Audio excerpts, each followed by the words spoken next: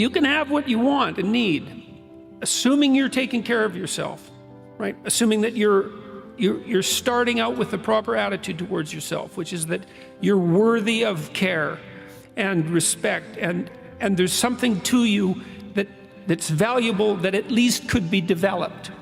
You need to give yourself that amount of credit, like you would with anyone that you might be willing to attempt to care for and love. And then the next question is, all right, you can have what you want, but you have to specify it. What would you like from your friends 3 to 5 years down the road? What would you like your friendship network to look like? What would you like to do? How would you like your career to shape itself? How are you going to take care of your family? And what about children and a long-term mate, a wife or a husband? What are you going to do with your time outside of work that's useful and engaging and meaningful and productive? How are you going to take care of yourself mentally and physically? And how are you going to withstand temptation so that it doesn't take you down in the particular way that temptation might take you down? And so you're asked to write a few sentences, not to be obsessive about it, but to sketch it out like a bad first draft, you know?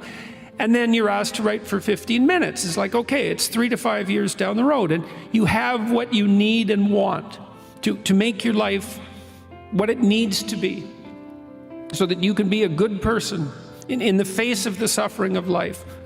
What does it look like? And then we ask people to do the contrary, which I think is also useful, which is, all right, well, consider for a moment the multitude of your faults and the direction those faults could pull you in. And everyone knows that. Everyone has a sense of how they would fall apart in their own particular manner, with their own particular weaknesses. It's 3 to 5 years down the road, and you've let that part of your character dominate. What particular corner of hell is it that you're now occupying?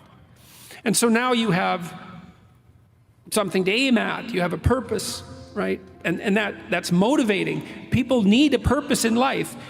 You need a purpose neurochemically, because without a purpose, you don't feel any positive motivation or any positive emotion. Like, our positive emotion is linked to our pursuit of valuable goals. That's how our brains are set up. And so you need that positive goal, and also to stop you from being unduly uncertain and anxious because nothing is specified enough. And you need something to run away from. And so you can run away from the worst in you. You can escape from the worst in you, and you can move towards the best in you.